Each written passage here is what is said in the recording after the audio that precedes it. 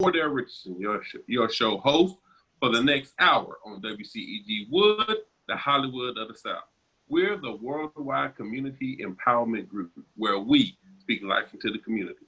Like us on Facebook, follow us on Twitter, and on Instagram at WCEG_talk_radio. That's WCEG_talk_radio.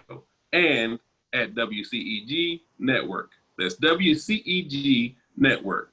Last but not least, the topics and opinion are those of the show hosts and guests and not those of WCEG Network. Thank you for your continued support. Once again, I'm Wardell Richardson, actor, producer, director in Atlanta, Georgia, but right now I'm in LA. And like I tell everybody, and I say it once again, please wear your mask out here in LA. They're not quite open yet, so it's really hard to get around out here. But I'm having a great time. I'm meeting some great people, and that's what I'm out here for. Before I get into my incredible guest for today, because on WCEG Wood, we don't just interview the best in entertainment, the best in TV, film, and music. We also do a little touch on politics as well, and we're going to get right into that in a minute. But before I get to that, I want to just tell everybody, if you haven't yet, you're sleeping under a rock. I have several movies that are airing on Amazon Prime right now. If you're sitting home and you have nothing to do, please go and check them out. GPS, Addition by Subtraction, Greed, Flesh, The 30-Day Rule, all are on Amazon Prime, as well as A Killing Secret, which I directed. I'm not in it, but I directed it. And pretty soon, the Last Time Project, was the domestic violence film that I did, that's airing on Aspire TV right now, will be going to Amazon pretty soon. So if you haven't, go on Amazon Prime, put my name in, and you'll see me all over the place. I'm very excited about that part of my career, and I'm out here to increase my career. Rain Dance Film, my film company, will be coming into fruition real soon. So if you haven't yet, if you're watching this and you're an actress or an actor, send me your headshots, bios, resumes to mrwardellrichardson@gmail.com. I will be getting ready to launch my film company. I'm doing a huge launch party. It's going to be really, really great. We got people flying in from all over the country to come to this event when I get a date for it. So I am getting a date for it. It's going to be soon. Be looking for it. Make sure you go follow me on Instagram and on Facebook. With that being said, one of the biggest things I talk about a lot is what's going on in the politics today. And one of the things I preach about is that we need to have more Black people in superior offices.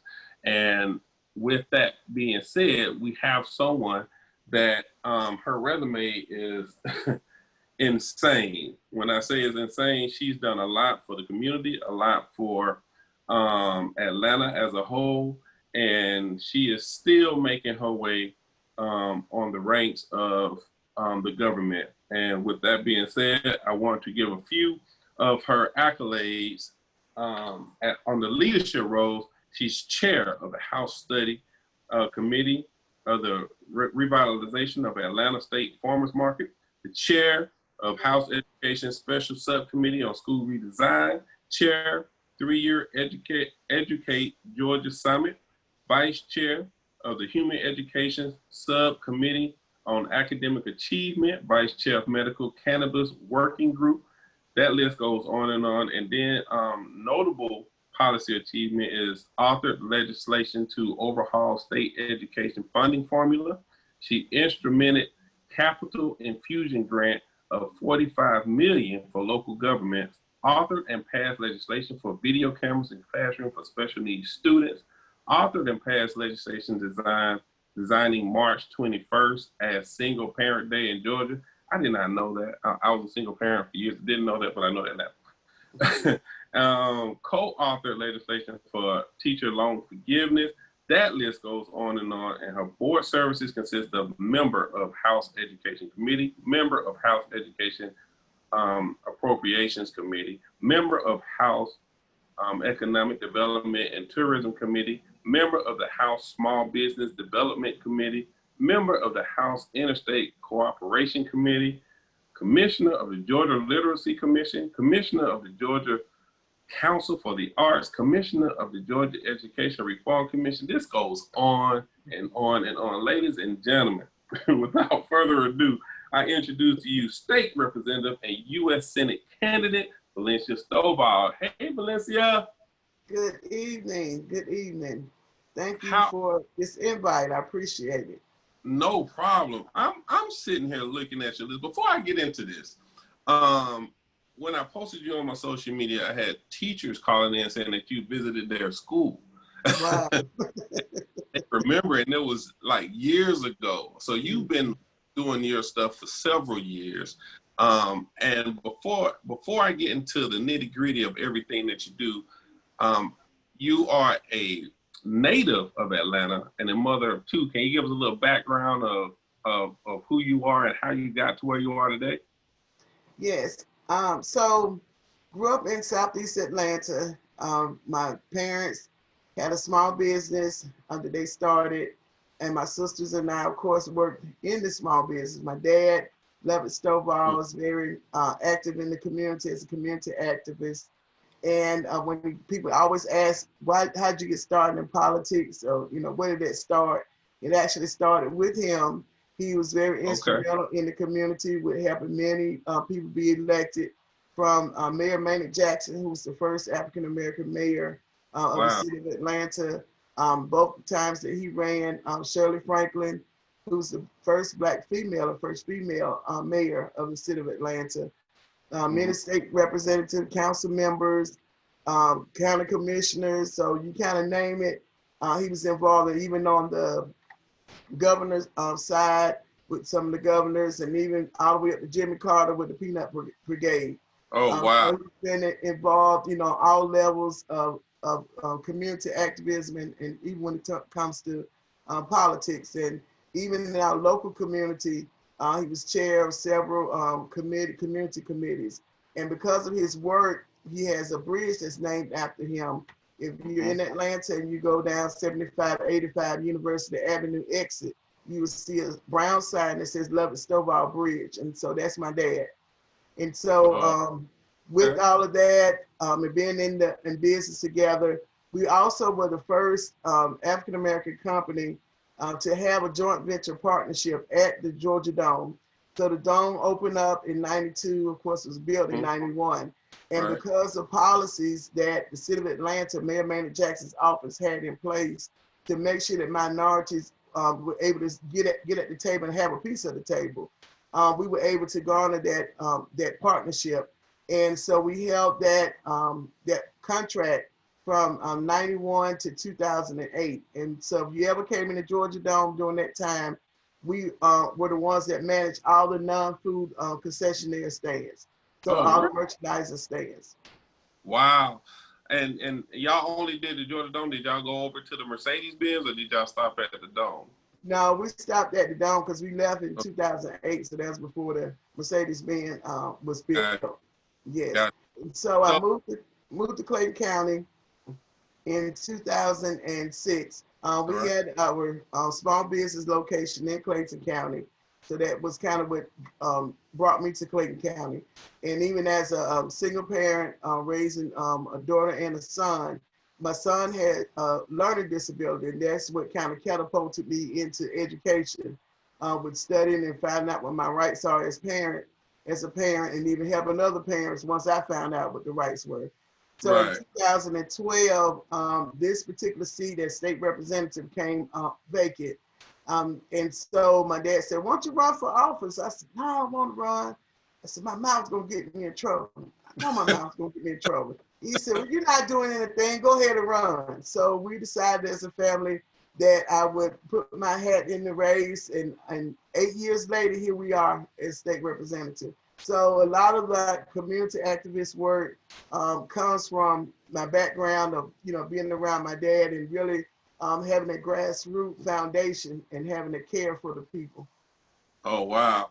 Yeah, and what, since you've been in Atlanta all your life, what are the biggest changes that you've seen from then to now? Yes. Well, actually, I live in Clayton County, Mm-hmm. so have been in Atlanta all my life. But of course, going back and forth to the capital and coming to my dad's house, I do get a chance to see a lot of revitalization that has happened. Right. And Right. one of the parts that's really a sensitive part is when you have people that are in economically disadvantaged areas, and because of gentrification, the upgrading of certain communities, a lot of times they're pushed out, forced out because they cannot afford to pay those taxes that's going to be coming due, and so they Right. end up having to foreclose, or they can't afford the mortgage on the homes that they have not purchased the homes. So those are some of the things I've seen. Yes, there's been a lot of growth in Atlanta since growing up here, but at the same time, there has to be a balance with growth so that you don't push out the original Atlantans that grew up here and they want to stay here, but economically they can't afford it. Wow. What is the biggest, like, since you've been in Atlanta and you've seen all this growth, and you've been a part of even the farmers revitalization, Atlanta State Farmers Market. Why was that important to you to be a part of? Well, the farmers market sits in Clayton County. Many people did not know that because it says Atlanta State Farmers Market. Right. So looking at that, and then looking at how, since agriculture is our largest income generator in the state, and the farmers market is the largest produce dealer market that distributes this distribution center in the Southeast region. So not just in the state, the Southeast region. And so when you look at economic development, how do you grow the community? It comes from revitalizing that farmers market, which has been in existence for 50 years at that location. And so I put in legislation to request to be on the study committee, was appointed chair. As on that committee, we made several recommendations. Two of the recommendations were made it through all the way through passage. So we were able to put money in the budget for maintenance and repairs to those buildings. And the second thing was being able to change the name, that it now reads Atlanta/Clayton County Terminal Market. And so that's huge for our county, because now we get the recognition that many times we didn't get, being that it was in Forest Park in Clayton County. Wow. Now, being in the Georgia House of Representatives, what are some of the responsibilities that they have being in that part of the legislature? Well, definitely it's very challenging because you're dealing with 179 other people, 180 on the House side, 56 on the Senate side. And these are individuals that come from all over the parts of Georgia. So everyone comes with different ideas, different experiences, and that's what makes it good, because you get a chance to pull off of each other's strength and even help strengthen some of the weaknesses. So, first of all, coming up with an idea for a bill, a legislation, and then trying to convince 91 people to agree with you. And it's a process because it goes through committees. And then when it gets to one committee, it goes to another committee.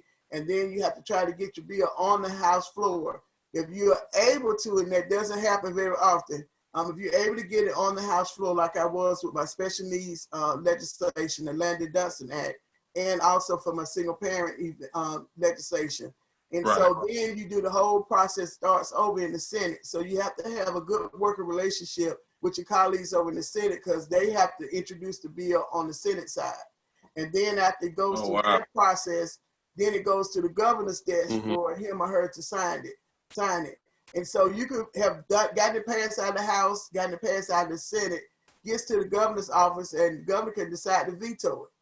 So you have to bond good working relationships, and those are things that I can say that I've done a good job being able to bond those relationships between Democrats and Republicans. Although I'm running as an independent for the U.S. Senate seat, but I'm currently a Democrat legislator.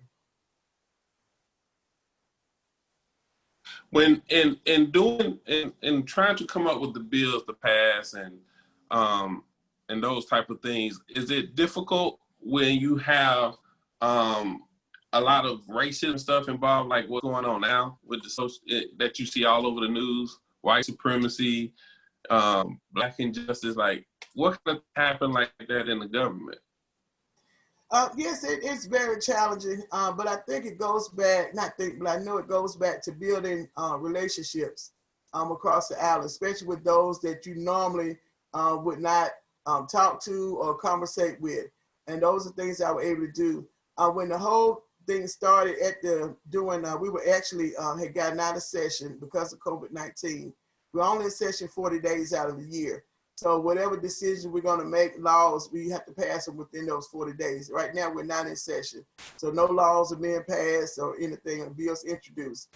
But what I was able to do, I have what's called seatmates, who are people that sit right next to you in the chamber. And so they do a good job of mixing everybody up. So you don't always sit next to a Democrat on both sides. You kind of have a mixture. But I was able to build a good relationship with 3 of my colleagues who are all 3 white Caucasian Republicans. And I asked them to join me on a town hall meeting talking about race relations. And as leaders, that we represent the state, we have to be the ones that set the example and look at policies that will work favorable for everyone, that's going to be equal. But it starts with a conversation. And so we had not had that conversation before at the state capitol that I know of, since I've been there for 8 years. But it does, that tension does rise when certain legislation is introduced. You can see that division, on the House floor, even on the Senate floor. Wow. And I've read here that you co-sponsored over a dozen bills to improve the lives of Georgians that have been signed into law. When I read that, I was like, okay, I need a little bit more elaboration on that. What does it mean when they've been signed into law? Okay, so earlier I talked about a bill starts with an idea, and it usually comes from somebody needing a solution to something that current legislation does not accommodate. And so having to work with people on different committees and even different ideologies, it's a long task. And many, you have quite a few legislators that never pass legislation because it is some work. And like I said, you have to build relationships. And so to have it passed and signed into law is major, because we might introduce about 1,700 bills in one session, and only 230 something on the average are actually signed into law. So that's why it's a major deal being able to pass legislation while we're in session, especially when you're a Democrat and you're in a Republican-controlled legislature in the House and the Senate and the governor's office. Wow. And what would one has to do, and what are the qualifications to get to be on the board of the House of Representatives? Well, you definitely have to have a good background. You can't have not committed any felonies, not be a convicted felon in that way. And you got to really care about the people that you want to serve. It's not about a title. Anybody can get a title. But when you are facing situations and problems that people are bringing to you, like COVID-19 is a prime example that really challenged a lot of the legislators. Because people are calling their need and they want answers right away. And they feel that and believe that you're who they elected, you're supposed to have answers. And so having a heart for the people is very important if you want to be a legislator, and be willing to sacrifice a lot of personal time. A lot of time I had to spend away from my family, even things I wanted to do personally, but the duty of being an elected official called, and that's what I decided I want to do. So there's a lot of sacrifice that are made, but at the same time, you have rewarding type of events to me that balance it off. Like you said, those teachers that said I came and visited their school. I didn't know that, I know people pay attention, but a lot of stuff I do because it's the right thing to do. And so when I'm able to hear, something has resulted in a project I was working on, that gives that satisfaction to say, okay, I'm doing the right thing. I'm gonna hang in there and keep on going, because it does get challenging, especially when you get those bills that are very controversial. Right. So why now move up the ladder and be a candidate for the U.S. Senate? Well, when I look at my 8 years of experience, I call it 8-30-30. So 8 years as a legislator, dealing with policies in a bipartisan manner as a leader, 30 years as a small business owner, 30 years as a community resource advocate. And when I look at all of the issues that we're facing in the, at the state capitol, we are only putting band-aids on those issues and trying to come up with a solution. But the real solution has to come from Washington, D.C. And if we didn't think that any other time, we have seen it during COVID-19, because like we're now waiting on another package to be able to help financially resources to come down to the states and the local government. So we're very dependent on the decisions that happen in Washington, D.C. And I know that I'm the best candidate because of my 8/30/30 and my ability to be able to work across the aisle. And that means that I can represent everyone. Not particular to a Republican or a Democrat. I'm for all Georgians, and I can be that champion. Oh, wow. And I think that's awesome, because honestly, at this point, I see some good on both sides and I see some bad on both sides. So, this is the first time I'm looking at both sides like, man, this is crazy. How do you feel about what's going on in the government today with all the backlash and the controversy that's going on with the government? Well, I think that the government, the elected officials, I won't say the government because the elected officials make up the government. Right. The elected officials have taken the needs of the people off the table. The needs of the people have to be on the forefront of every decision that we make. And looking at how will it affect, whether it's one particular class of people or whether it's everyone. And so when that is not the forefront of you're putting that in the front, then decisions you start making become selfish decisions where you're trying to decide who's going to get the win. And that's what we're seeing in Washington, D.C. The Republicans say, I want to be able to say I won. Democrats, I won. And then the people are stuck in the middle. The issues that we're facing are not Republican issues. They're not Democratic issues. They're people issues. Right. And so that's what has to change. You have to have people that's going to elected and understand that they're elected there to serve the people, not to serve their own self-interest or what their friends want them to do. Wow. And when it comes to being on the boards, just so to speak, and in the legislative, you said that you present a bill, and they have to vote to get it passed. But the governor, I'm talking about right now, being the House Representative, the governor has the power to veto that bill, right? Yes. What would it take for them to see what's going on with the police to pass bills, for that to pass bill? Because there's a lot of things that's going on, and I feel like it's just being scaped over. Like, who makes those decisions when it comes to the actual law that we have to battle with? Yes. So that's where the people come in at. And when people feel that they have lost their power, you have people that say, I don't want to vote. What's the use? My vote doesn't count.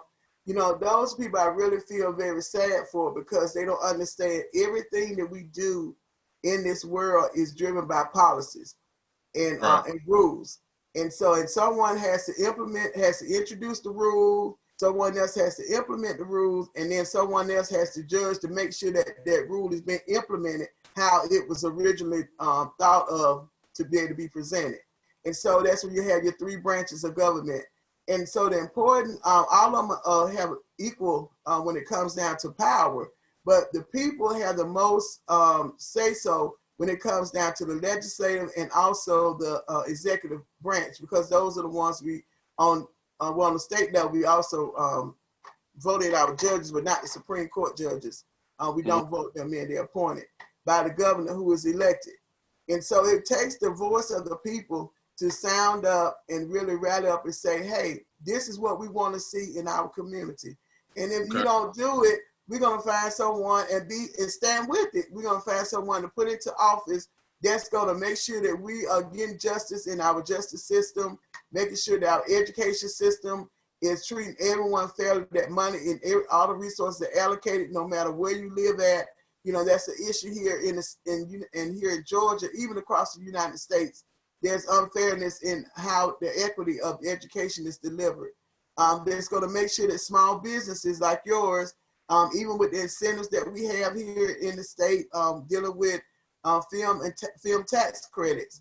Those are decisions that are made. And what happened, you had a group of people that were in the film production industry, film and entertainment, that came to some of the legislators and said, look, we want to come to Georgia. We want to bring our films there to do the films, but your amenities to us and incentives are not comparable to New York or California. And so if you all want our business and we want to bring jobs and all of this, then you got to change your laws. So it's either going to be the people that rally up, or they're going to be specific groups or organizations or businesses that say that this is not right. I can't operate my business because this policy is too much red tape. So those, you will see bills that we introduced dealing with that. And then we have human related issues, bills that we introduced, like the crime hate bill that we passed. And even with that, many people didn't know that bill was passed in the House, bipartisan support, over a year ago before we got into session. And it sat in the Senate. But when people start raising their voices and saying, why haven't you all passed that bill? What are you saying to the public? What are you saying to everyone when it comes down to people's lives? Do they really matter? You know, can someone, just because you color your skin, I don't like you, I can go up and commit a crime against you, or I don't like your sexual orientation, or I just don't like, period. I'm just going to do something against you. And so, but when the people's voices raised up, when we went back into special, to finish out our session, you saw that bill passed in the Senate, and it was signed into law by the governor at the state capitol. Oh, wow. And all because the people got together and rallied for that to happen. Yeah, they applied the pressure. Wow. And see, that's something that a lot of people don't know. We feel like we got to vote, and then the people who we vote for fight for us, but we don't, a lot of us don't know that we have that power to go and fight for our own justice with the legislature. Yeah, so once you elect us in, it does not stop there. You have to continue to put your power forward. What you've done when you elect us, in this case, me as a representative, and then going to the Senate, is that I'm your voice in that legislative body to be able to bring up the issue. I'm your voice to be able to go through the process of putting that policy into place. I'm your voice of talking with my colleagues. But then the people bring the power, because they're now able to say, hey, we sent her up there to do this job, and we're going to support her because she's bringing an issue that we're interested in. And that means I'm going to contact these other people that can make the decision, even though they don't directly represent me, but I'm going to let them know because they might not be informed. And many times as legislators, we don't know everything. I tell people all the time, we're not the smartest of everybody. We don't draft those bills. Most of the time, they're legislative counsel lawyers that are hired by our General Assembly. They draft the bill, they go and research it and all of that. And we just go and present it. And sometimes when we present the bill, we have to get talking points from other organizations or other entities to help us to be able to articulate that the issue of what we're trying to do with the bill. So the people have to stay involved, This is really good to know. As a candidate for the U.S. Senate, what are your top 3 focuses? So my top 3 focus are economic opportunity. In that, we have to make sure that we're transforming our education system. I believe that every student that graduates from a high school should graduate with a certification in a trade, so that they can be able to go right into the workforce. If they decide they want to pursue a further education, they can, but at least they're working and taking care of their families. The other part of their economic opportunity package is also small business growth. Many of our small businesses have suffered and still are suffering from COVID-19, the effects of COVID-19. And when we need to reclassify what small business, the definition of small business, because we're not capturing our micro small business in that profile. And so what happened when COVID-19 funds came down for the loans, the payroll protection, many of our micro small businesses that are in our community, hiring people in our community, weren't able to take advantage of it. So they had to close down. That affected their own personal income and those of the employees. And so many of them may not even open back up because they needed that support that the other small businesses with the 500 employees or less were receiving. So the second part of that is government efficiency. So we have to ensure that our government is fiscally sound. In that, you have infrastructure needs that are needed, like our broadband is definitely needs to be looked at. Our transportation needs to be looked at and making sure that it's efficient. Healthcare, we need to make sure we have affordable and quality healthcare. And it should not matter whether you are employed or not. You should have access to healthcare that's affordable and also that is quality, because that makes a difference in the type of healthcare you're getting. Our immigration system falls up under the government being fiscally sound. And also when it comes down to our justice system is another one that falls up under that category. And lastly, global stewardship. We are not an island by ourselves. America, even though we want to be able to say that, but we cannot produce everything here in our country. But that's why you have to have good global trade partners and programs in place. And we also have to look at how do we sustain our environment. So those are the three areas that I'll be focusing on. Okay. Now, I want to go back to what you said first about the high school graduates and being able to get into a trade or some type of work into the workforce right out of high school. Now, a lot of them go to college and they have to try to balance working and going to college because they can't afford to go to college. How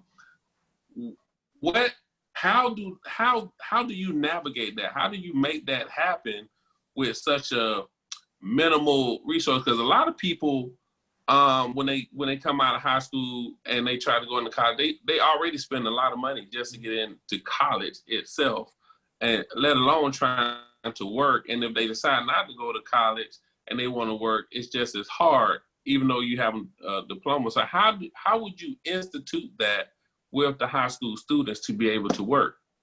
Well, we already have the dual enrollment program, which allows our students to attend high school and college at the same time while they're distraction. And that is a free program for any high school student in Georgia that, that's starting in 11th grade and can go 12th grade. And so that's one. And we have career technology and engineering courses that are offered at all of our high schools.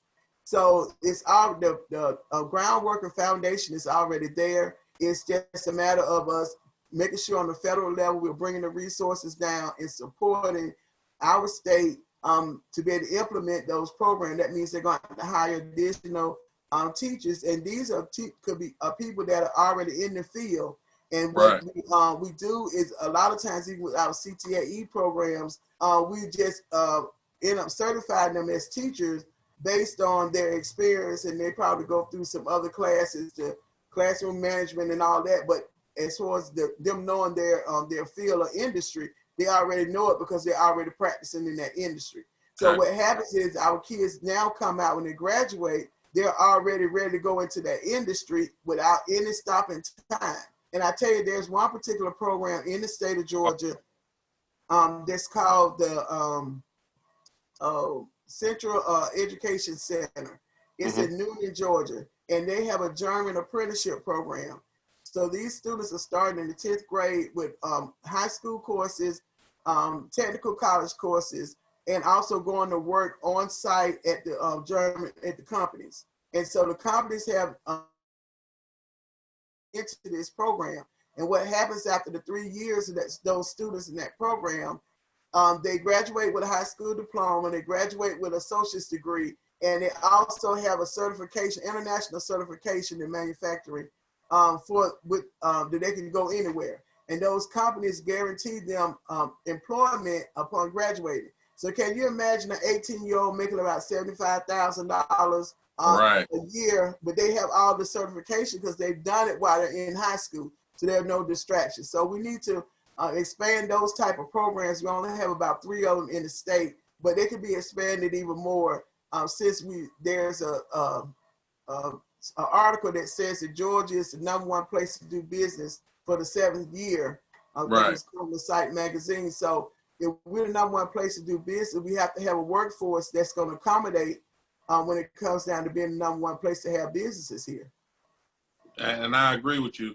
That one thing that I do know, and a lot of people move to Georgia just because the networking and business owners here, almost everyone has a business, some type of business on the side, whether they're working a full-time job or not, they have some type of business. So I'm assuming that's where they get that from. Am I correct? Yeah, most of the times they do, but you know, one of the things I've also seen with me sitting on a small business development committee, and even economic development, tourism, education as well, is that I get a chance to see and talk to a lot of people across the state on challenges that we're having. And one of the things when you talk about a small business, we don't have enough support for our small business, especially our micro small business startups. Even though we have small business development centers that are actually funded by the SBA in Washington, D.C. To be able to help our small businesses to grow and to be able to be sustainable. But there's more that needs to be done because, like you said, we are seeing a massive growth of new entrepreneurs here in the state, and especially with COVID-19, many of them cannot return back to their jobs. So they want to look at how you find a solution. Entrepreneurs, that's what we do, is find a solution to a problem. But they must have that support and that foundation so that they can be successful and be in existence beyond the 3 years. It's usually estimated 3 to 5 years for a small business. Wow. Now, what has been your greatest challenge in trying to get a bill passed? Because I'm sure there's been several that you tried to get passed and probably didn't go through. But what's been the biggest challenge for you that really got to you that you wanted to get passed? Well, actually, there's a bill dealing with children in entertainment, child entertainment. There was a bill I introduced, I think 3 years in a row, that allows students to not be more absent when they're on set and have the studio teacher that's present. So many of the students were being more absent, even though they were getting their classwork on the set, and the school district were marking them absent. And we had this vague portion of the law that says that they can be counted, but it does not mandate that they should be counted. So the bill I introduced for 3 years, and I had to change it, accommodate, and so I had to work. I worked with ACRA, SAG-AFTRA,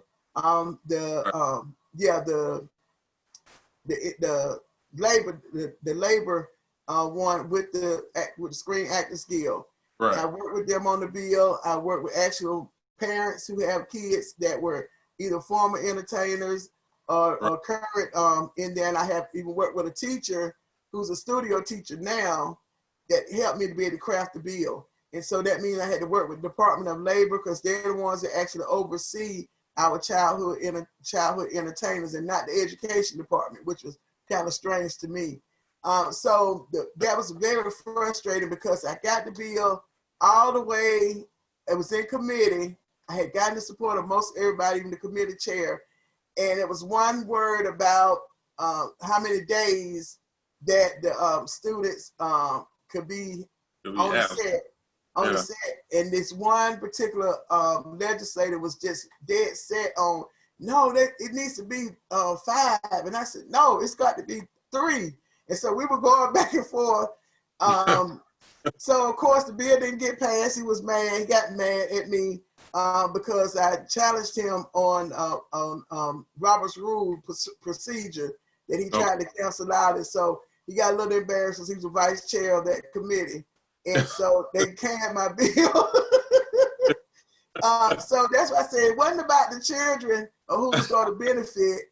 And I worked three years on that bill, very consistently, changing it. Right. So that's kind of the frustrating part of the legislative process that many people don't know. You can easily offend your legislator colleague, and they can cause a monkey wrench in your bill process. And I had gotten all the support that I needed. Even had the votes. They were like, I won by 1 vote, and then when it passed out the committee, that's where he got mad because I knew the rules. One thing I did when I became a legislator, I found out what's the rule, how I needed to maneuver through, and I watched very carefully. So I was able to maneuver through it. And remember, I'm a Democrat in a majority Republican legislature. Right. So a lot of pride stuff goes on. And so I got it out of the committee, and I never could get it on the House floor for a vote. And so, so it was very disheartening. It took the wind out of them, but I bounced back and said, okay, well, maybe somebody else could take it up next year. And even on the federal level, I definitely would look at introducing something similar to it. Because when you look at Georgia being #1 with film production, and it's like we're punishing our children who have decided that this is the career they want to be in, and they are taxpayers because they're paying taxes, but we want to punish them because we have an antiquated school system that does not look at flexibility in all kind of manners of how children need to be educated. Wow. And you know, I love working with kids on set, but it's very difficult at times because there's so many laws surrounding children on set. If one parent of a child decides that they don't like the scene or whatever that child is doing, the whole project can be shot. They can't put it, no matter what the rules say, no matter what contract they sign, if they go against that film cannot be put out. And I thought that was crazy because I've seen a situation where that happened, where a parent got upset with the director for whatever reason. And then so she knew the laws and basically told them, if my daughter is in this film, when you put it out, we're going to have a problem. So they could never put the film out. Oh, wow. All the work. Yeah, and I thought that was crazy. But you're moving up now to running for candidate, or you are a candidate for the U.S. Senate. What was the decision behind that? Why did you say, okay, I want to be a candidate for the U.S. Senate now? Like I mentioned earlier, I was watching all the issues that we're facing on the state level, and I wanted to be able to take my experience that I had. I've been very successful. Many people could not understand why I didn't seek re-election. They was like, "Why are you going? You have leadership role at the state capitol as a Democrat. Why are you leaving? And why are you running as an independent?" So, you know, all of those questions that I was faced. And I told them that sometimes you can stay in the location or place too long. And so, like my dad said, it's always best if you're going to leave, you leave when the crowd is cheering, not when they boo you when you have to leave. Exactly. And I value the people here in Georgia, and I know that so much more can be done. I know that so much more when it comes to education, our small business, tackling all these issues with infrastructure and all the disadvantage issues, that inequities that we have across the state can be changed by having a voice. In Washington, D.C., it's about two things called access and awareness. You know, once you're aware, then you have to have the access. Or if you don't have the access, you have the access, but you're not aware, you're still stuck in the dark. And so I want to be able to use those talents that God has given me over the years to be able to really be a champion for all Georgians. It doesn't matter what party you're a part of, you are a person, and that means that you have issues that need to be resolved. And so taking that voice to a higher level in the U.S. Senate seat is what my desire is. And even with that, I'll be making history as the first African-American woman to be elected as senator from Georgia. We've never had a U.S. senator that's Black, a woman. And none of the southern states have ever elected a Black woman as a U.S. senator. And I'll be the third to ever have served since senators have been elected. Wow. Now, I did not know that. So you would be the first if you get elected to be on the U.S. Senate. That is amazing. So that means that we have to have a voice and we have to have a seat at the table. You have to have someone that's not afraid to raise up those issues and challenge the wrongfulness of the inequity that we are facing in this country. There are 100 senators. There are only 2 from each state. So I'll be one of those 2. And right now, there are 74 males. 2 of the males are African-American males. And then only 26 women. But out of those 26 women, there are only one black woman, which is Kamala Harris. And if she goes to vice president, then we won't have any representation for having a Black woman's voice in Washington, D.C. Wow. So we got a question. Can anyone vote for you, and how can they vote for you? Yes, this is a statewide election. So if you live in the state of Georgia and you are a registered voter, registration is on Monday, October the 5th. So make sure you register. But if you're a registered voter, you can vote for me no matter where you live at in Georgia. You can vote for me. This is a statewide election. And so I'm on the special election section of the ballot. When you get your ballot, there's a section that says special election. And the reason it's a special election is because this is going to be filling out the remaining term of Senator Johnny Isakson, who retired last year. So the people have to decide, even though appointment was made, the people have to decide who they want to represent them in Washington, D.C. And so I'm asking the people to send Stovall, that's all. I'm number 16 on the ballot. And so you don't have to search long, go down to Suite 16 and mark Stovall on your ballot. Wow. And early voting begins October the 12th through the 30th, correct? That's correct. So don't wait till November the 3rd. I just can't emphasize it enough. Make sure you go and vote early. Those days are set up so that you can be able to work around that time to be able to get in there and vote. If you want to do in person, that's the early vote days. Some of the ballots have already been sent out. Many people have been receiving their ballots. And so you can complete your absentee ballot, make sure that you sign it and you date it. And you can put it in the Dropbox. You don't have to put it in the mail. All the counties have different Dropbox locations that you can drive up. It goes just like a mailbox. You just put it in there and you're done. You won't get a sticker. You won't get a sticker when you go in person. So that sticker's important for you. And they put a lot of good measurements in place for you to vote in person. I've done it for early voting for the 5th Congressional District seat most recently. And it is safe. They have done a lot of making sure that people are safe and comfortable. But if you still don't want to go, you must vote. Don't let this opportunity leave you. And remember, I'm number 16 on the ballot up on the special election. Stovall, that's all. Now, how safe is it to actually mail in your vote? Because it's been so much crazy stuff going on, especially with missing mail envelope. You know, we've heard the stories. How safe is it for people to vote from home if they wanted to vote? I can't say that I 100% trust the mail-in. You mail it in because, you know, you're looking at the amount of time and then it has to be received by a certain time in order for it to be counted. And then that's still up in debate as far as in the courts now. So don't take a chance. Like I said, if you don't want to mail it in, you could and if you receive that ballot, take it with you to the polls and tell them you want to cancel your absentee ballot and you want to vote in person. So you still have that option even at the last minute if that's what you decide to do. You can't do both. You can't do the absentee and then decide you're going to go into the polls because they already know they sent you an absentee ballot and they're not going to let you do it. That's against the law to double vote. Gotcha. So I would say take the time, do your absentee ballot, seal it, sign it, and just take it to one of the Dropbox locations. Whatever county you in, you can Google your county registrations, registrar's office, Board of Elections, and they'll give you a list of all the places that you can drive and drop it in, and you'll be finished. Gotcha. And they'll have you sign the affidavit.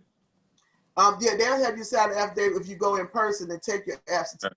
At the polls, okay. Yeah, at the polls if you decide to go in person.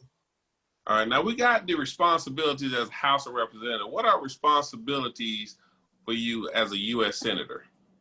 Well, one of we've all seen lately is deciding on who the Supreme Court justice replacement is going to be. And so the president makes a nomination and nominates to the Senate, and then the Senate goes through this hearing of confirmation and deciding if that person that the president recommends or nominates should be the person that actually sits on that lifetime appointment. So the Senate, U.S. Senate, is responsible for approving or confirming those executive type of nominations. Also, when it comes down to filibustering, the Senate and filibustering means that you're taking a long time to come up to a decision. And so it's a debate that's happening between the everyone that's in the Senate. And so sometimes that's good, sometimes it's not good, and especially if it's a bill that really needs to pass and people take a long time because they're trying to get people to change their mind. The other thing we saw in early January was the impeachment process. So the House was able, they had the power to impeach the president, which is what they did. but the actual process and the trial had to happen in the Senate, which you saw that it didn't happen. Right. So those are just a few of the I would say major responsibilities of the Senate. And we also have the same power to introduce legislation, just like the House side does as well. And another good thing is that there are less amount of people. There are 435 U.S. representatives, which represent all over the United States. Like I said, there are only 100 senators. So you're able to get a lot done, I think a lot more done on the Senate side because you have a smaller number, which also means that they're probably going to be more meticulous at looking at bills because it's not that many of them. And that's what happens even on the state level. We have 180 House members, but only 56 senators. So we'll have a good bill. We know it's a good bill on the House. To get to the Senate, they comb through it and take it out. Like, where did they get all that from? So, so those are ups and downs for that. But those are some of the duties of the U.S. Senator.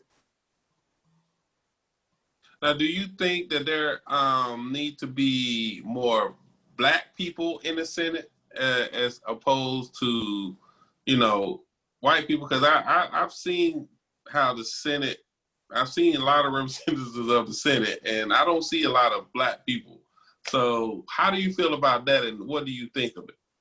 I think that should be a balance, and it should be a representation of all the people in America. Because what happens is, if you only have a large number of one side of people, whether it's the race or it's religious, beliefs, then you only gonna have that one point of view.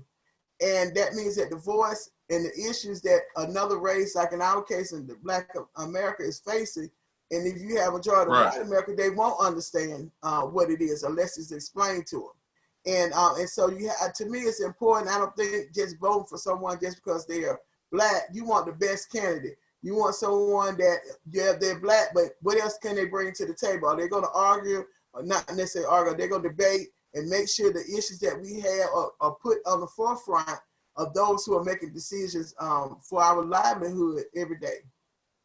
Wow. Now, what do you need from the people to do to get your vote? Like, what do we need to do once I get off of this live and I promote this to my people? What do I need to tell everyone to do so that your vote can be counted? Definitely, they need to. If they want more information, if I didn't give them enough on this recording, go to my website, GoStovall.com. I need them to make sure that they are registered to vote. They need to check their status. I'm at the Secretary of State, Georgia Secretary of State's office, and then most importantly, spread the word. We talk about hearing things through the grapevine. I need them to use the grapevine to get the word out about my campaign and candidacy. And most importantly, at the end of the day, go and vote, because all the talking, it won't mean a hill of beans if they didn't go and cast their vote. And so I've seen where people have lost races because someone said, "Oh, all the rest of the people gonna go vote. I ain't gonna go vote today." Vote. If you want to see my representation in Washington, D.C., I can't do it without your vote. And I'm asking for your vote. I'm asking for your support, and definitely asking for your prayers. And then also we're asking you for a donation. Go to my website at GoStovall.com and make a donation. We got to get the word out. That means commercials, whether it's on the TV, radio, getting out into the community. So it takes money to run a campaign. And as you can see, some people have been able to raise a lot of money, but I believe in people. I believe in people power. Right. And so we need to be able to show those who are raising all of this money that it's still about the people. Wow. Now, one more before we end, because we're getting close to it. Let everybody know where they can find you on the ballot again.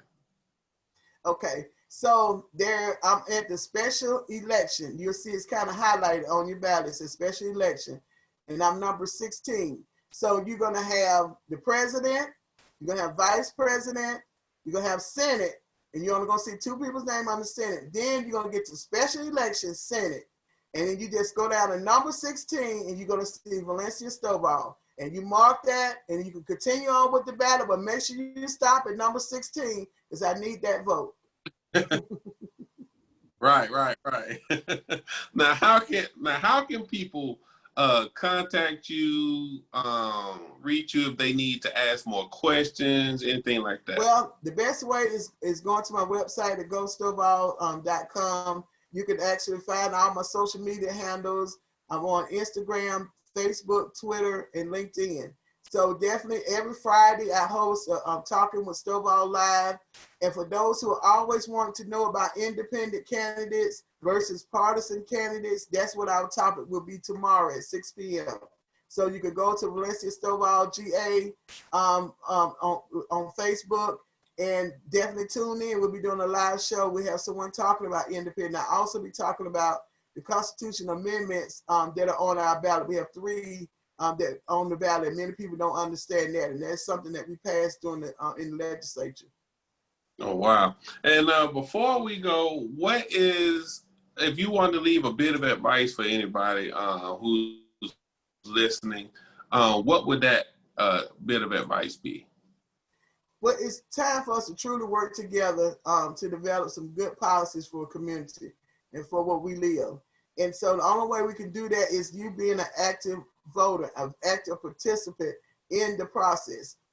Everything that we do here, our everyday lives are dependent on policies, and they're dependent on people that we elect to represent us, especially in this portion that we're talking about in Washington, D.C. And so you want someone that's going to be looking out for the people. It does not depend on a particular party, being loyal to a party, because a lot of times the party is not loyal to you as you're loyal to the party. So I'm an independent candidate running for the U.S. Senate, special election, and definitely need your vote and your support. Wow. On that note, I thank you so much for coming on the show. You are amazing. I met you for the first time. I think it was about a year or two, probably 2 years ago, I think. And I thought you were awesome from the moment I saw you. So you have a great vibe coming from you, and I think that people will pick that up after seeing this. I'm definitely going to be pushing for you. I'm going to be promoting you on my website, on my sites, on my Facebook, Instagram, to make sure everybody go vote for Valencia Stovall. That's all. You know, number 6 on the special ballot, right? On the special, what was it again? Special elections section of the ballot. So just look for special election on your ballot and ask for your vote. Okay, gotcha. And on that note, ladies and gentlemen, thank you guys for tuning in. Once again, I'm Wardell Richardson, actor, producer, director here in Atlanta. Thank you once again, Representative Valencia Stovall, soon to be U.S. Senator. Valencia Stovall, I'm definitely pushing for that. You'll be the first Black female from the South, right? Yes, from the South, from any of the southern states. And if you ever need an actress, I'm not an actress, but you know, I think with a lot of practice and having a good coach, and so if you ever need someone in any of those films that you're doing on the political area, or even as a consultant, because they might, some things they might not know what to say. So I'm open. All right, now I'm gonna hold you to that. This is Wardell Richardson on WCEG Wood, Hollywood of the South. We are signing out. Peace out.